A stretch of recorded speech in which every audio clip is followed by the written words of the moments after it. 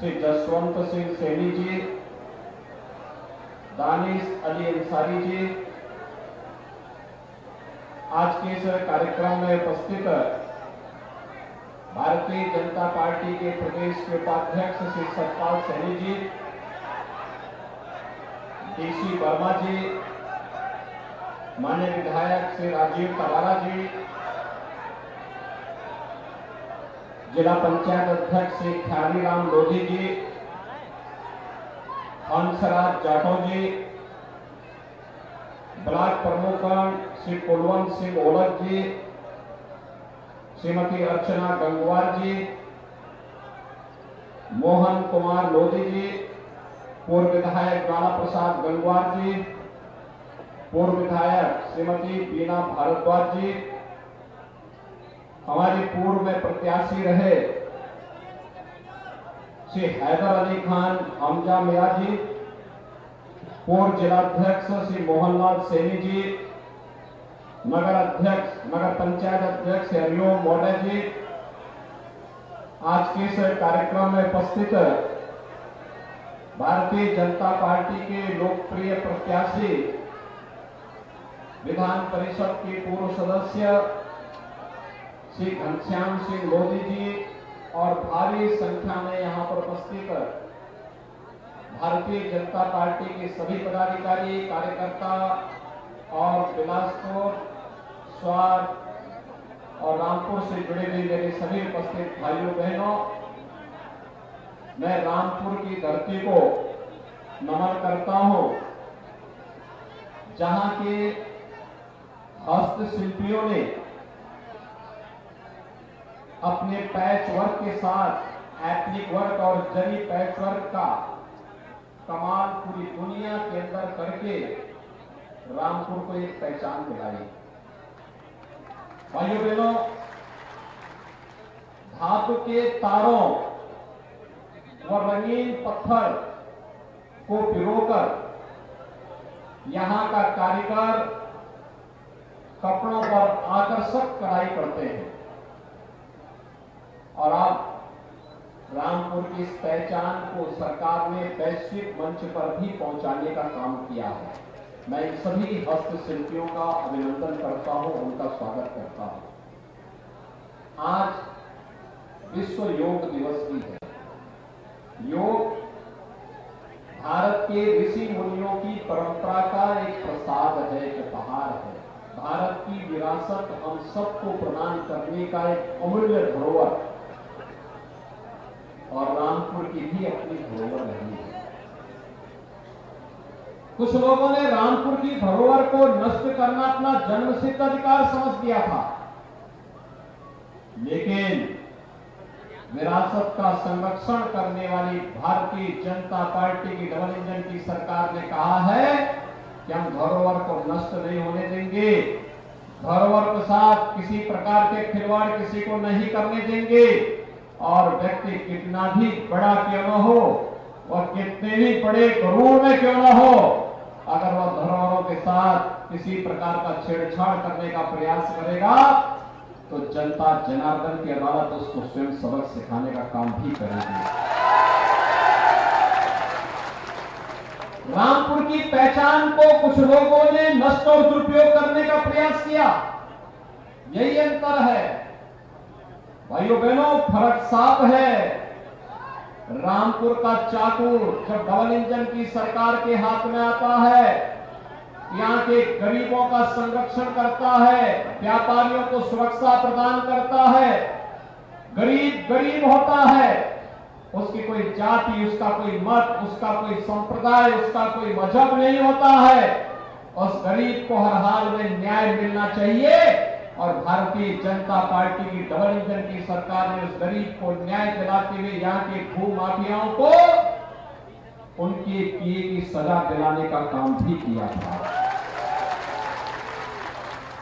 जो भूमाफिया यहाँ के गरीबों का, यहाँ के दलितों का, यहाँ के कमजोर लोगों का, यहाँ के व्यापारियों का, यहाँ के वाल्मीकि समुदाय की जमीनों पर जबरन कब्जा करके सत्ता की ऐंठन से उन्हें दबाना चाहते थे, जब परिवर्तन हुआ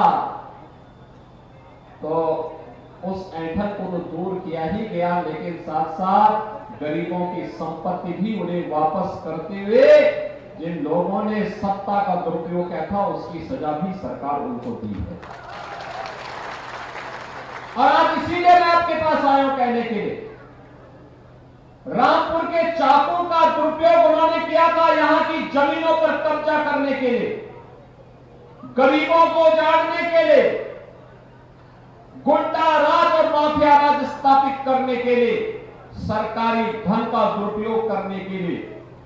लेकिन जब ये रामपुर का चाकू डबल इंजन की सरकार के हाथ में आया तो यहां पर गुंडा और माफियाओं के खिलाफ तो कार्रवाई हुई, साथ साथ सरकारी धन का उपयोग यहां के विकास के लिए बिना किसी भेदभाव के किया जा रहा है। बिना किसी भेदभाव के विकास का पैसा समान रूप से रामपुर के अंदर हर एक जगह उपलब्ध करवाया है। हम लोगों ने पिछले 5 वर्ष के दौरान, भाइयों बहनों, 5 वर्ष के दौरान 2 वर्ष कोरोना जैसी महामारी का सामना करते हुए व्यतीत किए।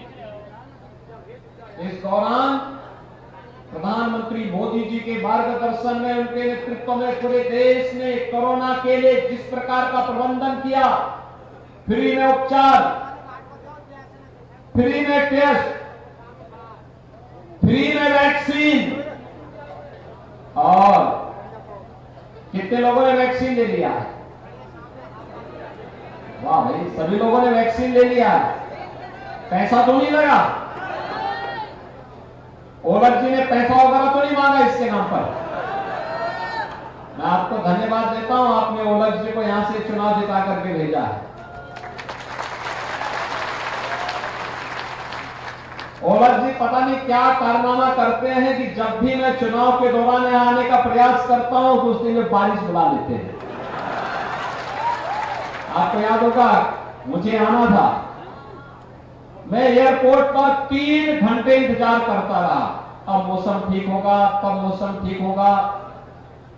लेकिन जब मौसम ठीक नहीं हो पाया तो फिर मैंने वर्चुअली यहां की सभा को संबोधित किया था। और मैं आपका अभिनंदन करता हूं कि आपने ओलख जी को भारी मतों से यहां से चुनाव जिता करके भेजा और आज फिर से सरकार में रहकर के यहां के विकास के बारे में चिंता कर रहे हैं। भाइयों बहनों, ये रामपुर का चाकू का कमाल है कि वैक्सीन फ्री में मिल रहा है, लेकिन अच्छे हाथों में चला जाता है। गरीबों को राशन भी फ्री में मिल रहा है। मिल रहा है कि नहीं मिल रहा है? हमने कोई भेदभाव तो नहीं किया है ना, हमने जाति नहीं पूछी ना किसी की, मत और मजहब भी नहीं पूछा ना किसी का। अरे गरीब तो गरीब है, उस हर गरीब को उसका हक मिलना ही चाहिए। और यही तो काम किया है भारतीय जनता पार्टी की डबल इंजन की सरकार ने। भाइयों बहनों, फर्क साफ है। समाजवादी पार्टी की सरकार के समय मुख्यमंत्री आवास पर दंगाइयों को आमंत्रित किया जाता था और अब मुख्यमंत्री आवास पे गुरुबाणी का पाठ होता है। फर्क साफ है ना, गुरुबाणी का पाठ होता है। और यही नहीं,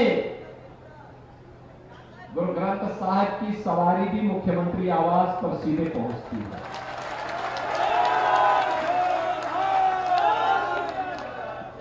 मैं तो अपने आप को सौभाग्यशाली समझा जब मुझे गुरु ग्रंथ साहिब को अपने सिर पे रख करके दरबार में सजाने का सौभाग्य प्राप्त हुआ था। और यही नहीं, गुरु गोविंद सिंह जी महाराज के 4 साहिबजादों के नाम पर बाल दिवस की स्थापना होनी चाहिए। पहला कार्यक्रम उत्तर प्रदेश के मुख्यमंत्री आवास पर हुआ और हम आभारी हैं प्रधानमंत्री मोदी जी के कि साहिबजादों की स्मृति में प्रधानमंत्री जी ने बाल दिवस की घोषणा भी पूरे देश के लिए की है, पूरे देश के लिए की है। पहले मुख्यमंत्री आवास में सपा की सरकार के समय पेशेवर दंगाइयों और अपराधियों को बुलाया जाता था, उन्हें सम्मानित किया जाता था। आज गुरुबाणी का पाठ हो रहा है, मेधावी छात्रों का सम्मान होता है, और यही नहीं, वहां पर गुरु गोविंद सिंह जी महाराज के 4 साहिबजादों की स्मृति में वहां पर बाल दिवस आयोजित करने के कार्यक्रम आयोजित होते हैं। यही फर्क है, और इसी फर्क साफ है, यही एहसास कराने के लिए आज हम आपके बीच आए हैं। समाजवादी पार्टी की सरकार में गरीबों को मकान नहीं मिलते थे, आवास नहीं मिलते थे, राशन नहीं मिलता था, विद्युत का कनेक्शन नहीं मिलता था, रसोई गैस का कनेक्शन नहीं मिलता था, गरीबों की जमीनों पर जरूर कब्जा हो जाता था। भाइयों बहनों, आज राशन फ्री, आवास फ्री, विद्युत कनेक्शन फ्री, उज्ज्वला योजना में रसोई गैस का कनेक्शन फ्री, और अब तो हम लोग हर घर नल की योजना के साथ भी जुड़ रहे हैं। पता नहीं सरदार बलदेव सिंह गोलक जी क्यों यहां पर संकोच कर रहे थे, लेकिन उनको मालूम होना चाहिए कि उन्हीं की मांग पर बिलासपुर चीनी मिल के आधुनिकीकरण की योजना को भी सरकार ने अपनी स्वीकृति दे दी है, और इस बार के बजट में तो धन की व्यवस्था की है हम लोगों ने। उस कार्य को आगे बढ़ाने के लिए धन की व्यवस्था भी की है कि कार्य अब आगे बढ़ना चाहिए। पता नहीं समय के कारण वो नहीं कर पाए या क्यों नहीं कर पाए, लेकिन हम लोग पहले इसकी बजट की व्यवस्था कर रहे हैं। इसलिए मैंने वित्त मंत्री को स्वयं यहां भेजा था, वित्त मंत्री जी स्वयं यहां जाकर के घनश्याम सिंह लोधी जी की सभा का संचालन भी करेंगे, और बिलासपुर की, स्वार की और वहां की रामपुर से जुड़ी हुई समस्याओं का समाधान भी निकालेंगे। भाइयों बहनों, हम लोग समस्या नहीं पैदा करते, हम समस्या का समाधान करते हैं। आज वैश्विक मंच पर भारत का सम्मान हो रहा है। जब प्रधानमंत्री मोदी जी ने आज प्रातः 7 बजे मैसूर के ऐतिहासिक राज दरबार से योग दिवस का संबोधन पूरे देश को और दुनिया को करना प्रारंभ किया, पूरी दुनिया के 200 से अधिक देश भारत के साथ झूमते हुए दिखाई दिए, और भारत फिर से विश्व गुरु के रूप में स्थापित होता हुआ दिखाई दिया है। यह है मोदी जी के नेतृत्व का कमाल। वैश्विक मंच पर भारत की विरासत को सम्मान मिलना भारत की 135 करोड़ नागरिकों का सम्मान है।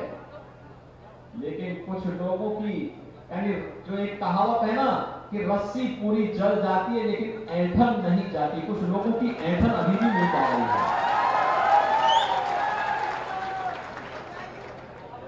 रस्सी जल गई है लेकिन ऐंठन नहीं जा रही है। लेकिन भाइयों बहनों, हम फिर भी भेदभाव नहीं करेंगे, चिंता मत करिए। हमने कोरोना में सबका उपचार बराबर किया, जो बाहर थे उनको भी फ्री में उपचार, और जो जेल में थे उनको भी फ्री में उपचार कराया। अगर फ्री में उपचार नहीं कराते तो बहुत सारे लोग, बहुत सारी स्थितियां हो जाती। फ्री में उपचार किया, अरे कम से कम इसके लिए धन्यवाद तो करते कि फ्री में उपचार कराया। लेकिन भाइयों बहनों, जो लोग भारत माता को सम्मान नहीं दे सकते, जिन लोगों के मन में विकास और राष्ट्र के प्रति कोई अच्छी सोच नहीं, जो लोग गुरु परंपरा को सम्मान नहीं दे सकते, जो भारत की विरासत को आगे बढ़ते हुए नहीं देखना चाहते, वही लोग आज इस प्रकार का आचरण भी कर रहे हैं। यानी ऐसी दिखासा दिखाने का प्रयास कर रहे हैं जैसे कि उनके साथ अन्याय हो। अन्याय कम नहीं हुआ था जब वाल्मीकि समुदाय के लोग उजाड़े जा रहे थे। अन्याय कम नहीं हुआ जब राज परिवार के द्वारा, नवाब परिवार के द्वारा बनाई गई विरासत को उजाड़ने का प्रयास हो रहा था। रजा लाइब्रेरी के अस्तित्व को नष्ट करने का प्रयास हो रहा था। अन्याय तब नहीं हुआ जब यहां के नागरिकों पर अत्याचार हो रहे थे, यहां के बाप व्यापारियों की जमीनों पर कब्जा कराया जा रहा था। अन्याय तब नहीं हो रहा था जब यहां पर शोषण का, माफिया और गुंडों का, पेशेवर गुंडे और अपराधियों को जब प्रश्रय देकर के, बंगालियों को प्रश्रय देकर के सत्ता का संरक्षण दिया जा रहा था। वो अन्याय नहीं था उनके किस्से। उनके लिए अन्याय यह है कि अगर किसी पेशेवर, माफिया और गरीबों पर अत्याचार करने वाले के खिलाफ सरकार कार्रवाई करती है तो उन्हें ये अन्याय दिखता है। नजरिया अलग अलग होता है। उन लोगों ने हमेशा शोषण किया है। समाजवादी पार्टी आज भी देश में और प्रदेश में किसी भी घर में आप चले जाइए, किसी भी सभ्य परिवार से आप पूछिए ये कौन है, तो एक छोटे से बच्चे से लेकर के बुजुर्ग तक व्यक्ति बोल देगा कि उसको देख करके वो नाक मुंह सिकोड़ देंगे, कह इनसे तो भगवान बचाए। भाई हमारी माताओं ने इस बार विधानसभा के चुनाव में जो अपना आशीर्वाद भारतीय जनता पार्टी को दिया, वो किसी जाति की, किसी मत, किसी मजहब की रही, वो सबने दिया, सबने दिया अपना आशीर्वाद। और इसलिए दिया क्योंकि माताओं की रक्षा के लिए सरकार के जो कदम थे, जो ठोस और मजबूत कदम उठाए गए थे, ये मातृशक्ति का सम्मान होना चाहिए। जो कार्रवाई हुई थी उस कार्रवाई को मातृशक्ति ने पूरी मजबूती के साथ आगे बढ़ाने का काम किया। उन्होंने उसको हाथों हाथ लिया और उन्होंने कहा हर हाल में डबल इंजन की सरकार ही प्रदेश में रहनी चाहिए, और उन्होंने भरपूर अपना आशीर्वाद भारतीय जनता पार्टी के प्रत्याशियों को दिया।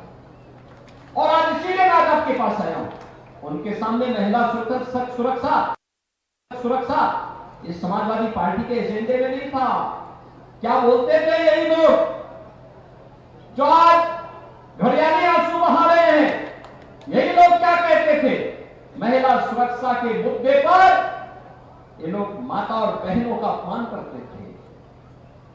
यही लोग उस समय किस प्रकार की टिप्पणी करते थे, किसी दुराचारी दुष्कर्मी के लिए किस प्रकार की सहानुभूति भी निकलती थी इनके मुंह से, कह रहे लड़के हैं गलती कर देते हैं, लेकिन आज तो ऐसा नहीं है। आज तो अगर गरीब की संपत्ति पर कब्जा करोगे, कमजोरों को तबाह करोगे और बहन बेटियों की इज्जत के साथ खिलवाड़ करोगे तो बच नहीं पाओगे। यूपी की धरती पे फिर कहीं कोई जगह नहीं मिलेगी, ठिकाना नहीं मिलने वाला है। उत्तर प्रदेश की धरती इसको बर्दाश्त नहीं कर पाएगी। उत्तर प्रदेश का नौजवान इसे बर्दाश्त नहीं कर पाएगा।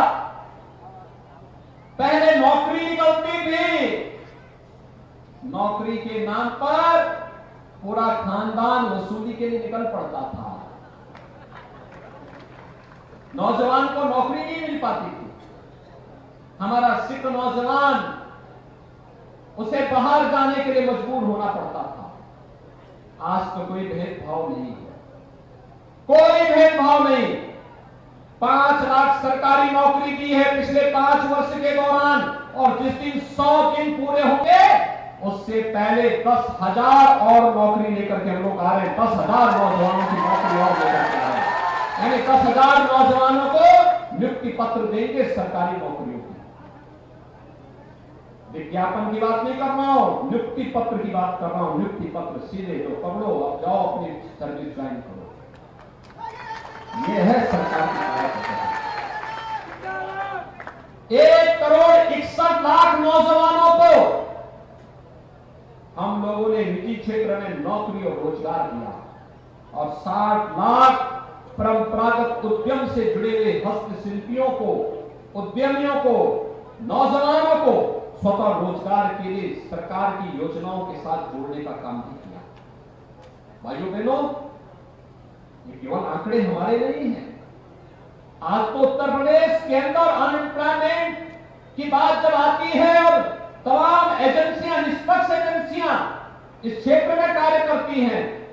इस बात को स्वीकार करती कि उत्तर प्रदेश में प्रधानमंत्री मोदी जी के मार्गदर्शन में व्यापक परिवर्तन हुआ है, इस दिशा में परिवर्तन हुआ है, लेकिन विपक्ष का काम ये केवल बांटना है, खिलवाड़ करना है।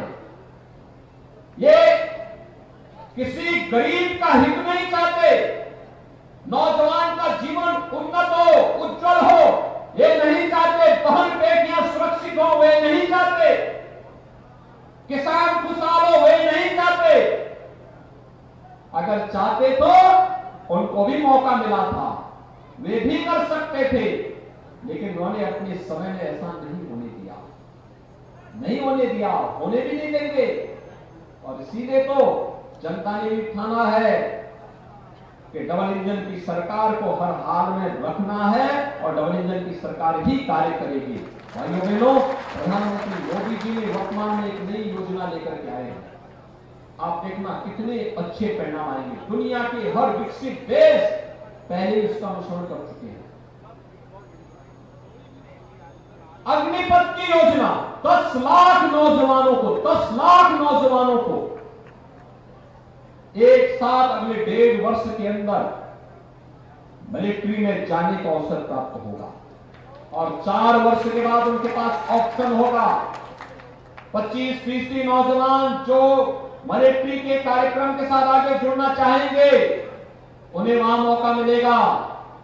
बाकी नौजवानों को सीएपीएफ में, असम राइफल में और उत्तर प्रदेश ने भी कहा है, उत्तर प्रदेश पुलिस में भी और उत्तर प्रदेश की अन्य सेवाओं में भी उन्हें प्राथमिकता देंगे। हमारा जब 21 से लेकर 23 साल का नौजवान होगा भाइयों बहनों, उसके पास ट्रेनिंग होगी, एक अनुभव होगा और उसके हाथ में एक पूंजी होगी, एक हाथ में पूंजी भी होगी। वह चाहे तो अपना स्वयं का कारोबार प्रारंभ कर सकता है, वह चाहे अपना स्टार्टअप प्रारंभ कर सकता है, वह चाहे राज्य सरकार की नौकरी में जा सकता है और वह चाहे तो किसी भी सेवा में उसके लिए रास्ते, ढेर सारे रास्ते खुले होंगे। ट्रेनिंग एक, लेकिन 4 साल के बाद रास्ते अनेक होंगे उसे अपने जीवन को उज्जवल में बनाने के लिए। लेकिन विपक्ष इसके नाम पर भी गुमराह करने का काम कर रहा है। उनके पास कोई कार्य नहीं है, वे केवल गुमराह करने में विश्वास रखते हैं, गुमराह करके। उनके लिए राष्ट्रीय सुरक्षा कोई मायने नहीं रखती, विपक्ष के लिए विकास कोई मायने नहीं रखता, गरीब कल्याण कोई मायने नहीं रखता, किसानों का उन्नयन कोई मायने नहीं रखता, महिलाओं की सुरक्षा कोई मायने नहीं रखता, नौजवानों का रोजगार कोई मायने नहीं रखता। भाइयों बहनों, उत्तर प्रदेश में 2 करोड़ नौजवानों को टैबलेट और स्मार्टफोन देने की कार्रवाई सरकार वर्तमान में कर रही है। टैबलेट और उत्तर प्रदेश का नौजवान भी स्मार्ट बनेगा। हम टैबलेट और स्मार्टफोन वितरित कर रहे हैं। लगभग 17 लाख नौजवानों तक अब तक टैबलेट और स्मार्टफोन हम वितरित कर चुके हैं और जैसे जैसे इसका प्रोडक्शन हो रहा है, मैन्युफैक्चरिंग हो रही है, वैसे वैसे हम वितरण की कार्रवाई को भी आगे बढ़ा रहे हैं। और मैं आप सबको इस बात के लिए आश्वस्त करता हूं, हर नौजवान के हाथ के कार्य हो, हर परिवार का एक नौजवान रोजगार के साथ जुड़ेगा। उत्तर प्रदेश सरकार ने इस पर कार्य हम परिवार कल्याण का कार्ड तैयार कर रहे हैं। हर परिवार को एक कार्ड देंगे। अगर उस सरकार का कोई व्यक्ति रोजगार में नहीं, नौकरी में नहीं, सरकार उसकी जिम्मेदारी लेगी, उसको किसी न किसी रोजगार और नौकरी के साथ जोड़ेगी। इस बड़े कार्यक्रम का कार्य है, लेकिन विपक्ष कोई अच्छा नहीं है और इसीलिए आज मैं रामपुर में आया हूं। आपको तय करना है रामपुर के चाकू को किसके हाथ में देना है। रामपुर का चाकू सज्जन लोगों के हाथों में आएगा तो रक्षा करेगा और दुर्जन लोगों के हाथों में जाएगा तो फिर डकैती डालने का काम करेगा। यही होता था ना, गरीबों की जमीनों पर, वाल्मीकि समुदाय की जमीनों पर, सिखों की जमीनों पर, किसानों की जमीनों पर, यहां के गरीबों की जमीनों पर उस रामपुर में उजाड़े जा रहे थे, गरीब उजाड़े जा रहे थे। गरीब में मुसलमान भी था, दलित भी था, पिछड़ा भी था, सिख भी था, ये सभी लोग उजाड़े जा रहे थे। लेकिन हमारी सरकार आई, हमने कहा नहीं भाई, उजड़ने नहीं देंगे, हम तो बसाने के लिए आए हैं। उजड़ने वाले को जरूर सबक सिखाएंगे, अगर उसने कानून का उल्लंघन किया होगा तो जरूर उसके खिलाफ कानूनी कार्रवाई भी होगी। और आज कानून अपना काम भी कर रहा है। और इसलिए भाइयों बहनों, मैं आप सबसे अपील करने के लिए आया हूं, श्री घनश्याम सिंह लोधी को भारतीय जनता पार्टी ने प्रत्याशी बना करके इस उपचुनाव में आपके पास पहुंचा।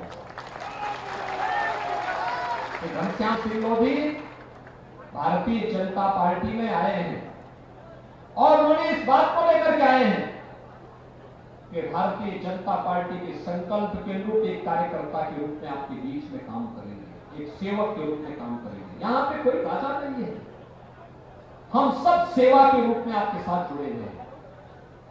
हमने कोई की अपनी जागीर नहीं मानी है, हम विरासत का सम्मान करेंगे, लेकिन सेवक के रूप में काम भी करेंगे। और सेवक के रूप में कार्य करते हुए हम सब आपके बीच में यहां पर कार्य कर रहे हैं। श्री घनश्याम सिंह लोधी जी को, घनश्याम सिंह लोधी जी को भारतीय जनता पार्टी ने अपना प्रत्याशी बनाकर के आपके बीच भेजा है। भाइयों बहनों, श्री घनश्याम सिंह लोधी जी का नामांकन अंतिम दिन हुआ है और उनको कम समय मिला होगा आने में।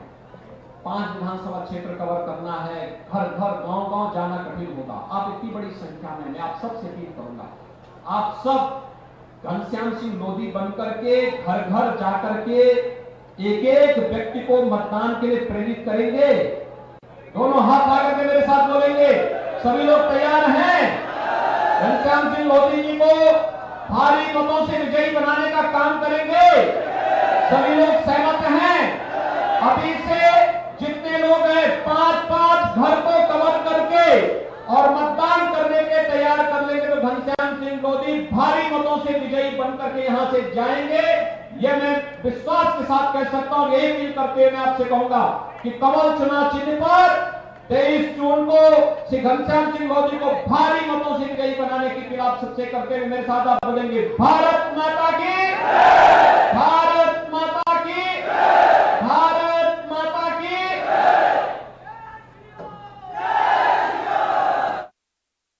प्रगति हो रही है।